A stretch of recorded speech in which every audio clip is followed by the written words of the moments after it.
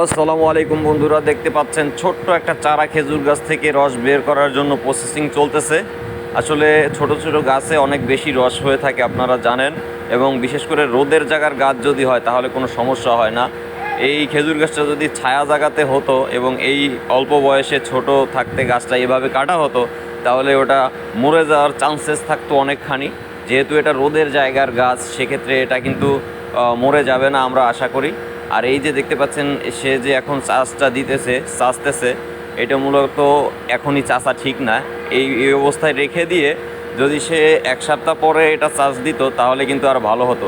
চারা গাছ আপনারা কখনোই ভুল করবেন না, সাথে সাথে চাষবেন না, কিছুদিন রেখে দিবেন, ডেগাগুলো ফেলে দিয়ে তারপরে এক সপ্তাহ পরে চাষ দিবেন। তাতে করে কিন্তু আপনার গাছটা মজবুত হবে, গাছটা শুকাবে, মরে যাওয়ার চান্সেস থাকবে না, কোনো পচন হওয়ার চান্সেস থাকবে না।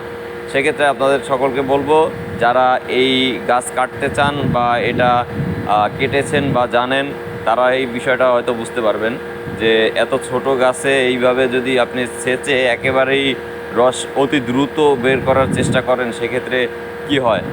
সেক্ষেত্রে আসলে গাছটা মরে যাওয়ার চান্স থাকে। এই ভিডিওটা থেকে আসলে আমাদের একটা শিক্ষা নেওয়ার দরকার আছে যে আমরা কখনোই ছোট গাছ এভাবে চাষবো না, তাহলে কিন্তু গাছটা মরে যাওয়ার সম্ভাবনা থাকে।